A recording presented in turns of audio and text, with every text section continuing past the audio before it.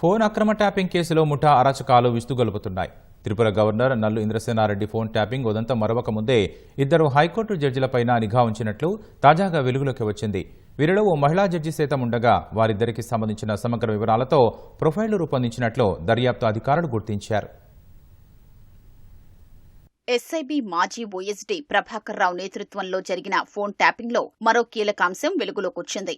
ముఠాలోని ఓ కీలక నిందితుడి ఫోన్ విశ్లేషణలో న్యాయమూర్తుల ప్రొఫైళ్ల వ్యవహారం తెరపైకొచ్చింది. ఫోరెన్సిక్ సైన్స్ ల్యాబొరేటరీ యంత్రాంగం ఇటీవల హైదరాబాద్ పోలీసులకు ఇచ్చిన నివేదికలో వందలాది ప్రొఫైళ్లు బయటపడ్డాయి. అందులో ఇద్దరు జడ్జీల చిత్రాలతో పాటు పుట్టుపూర్వోత్తరాలు సహా ఉద్యోగ ప్రస్థానం, కుటుంబ సభ్యుల వివరాలు పొందుపర్చి ఉన్నాయి. ఒక జడ్జి ప్రొఫైల్పై ఆర్ఎస్ఎస్, బీజేపీ బ్యాక్గ్రౌండ్ అని నిందితులు రాసిపెట్టుకున్నట్లు సమాచారం. నిందితులు రూపొందించిన ప్రొఫైళ్లకు సంబంధించిన ఫోన్ నంబర్లపై నిఘా ఉంచినట్లు తెలుస్తోంది. ఫోన్ నంబర్ల సీడీఆర్తో పాటు ఇంటర్నెట్ ప్రోటోకాల్ డీటెయిల్ రికార్డ్స్, ఐపీడీఆర్లను సేకరించినట్లు పోలీసులు అనుమానిస్తున్నారు.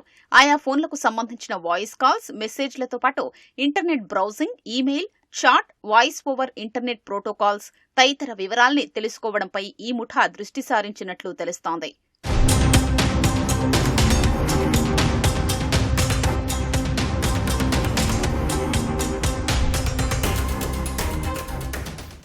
కాంగ్రెస్ ప్రభుత్వం ఏర్పడిన తర్వాత ఎస్ఐబి అదనపు ఎస్పీ పంజాగుట్ట పోలీసులకు ఇచ్చిన ఫిర్యాదుతో ట్యాపింగ్ కేసులో దర్యాప్తు మొదలైంది. దర్యాప్తులో కీలక నేతలు, హైకోర్టు జడ్జితో పాటు ఆయన భార్య ప్రొఫైల్ను రూపొందించి వారి చరవాణులపై సుదీర్ఘకాలం నిఘా ఉంచినట్లు వెల్లడైంది. ఈ వ్యవహారాన్ని సీరియస్ గా పరిగణించిన హైకోర్టు సుమోటోగా విచారణ చేపట్టింది.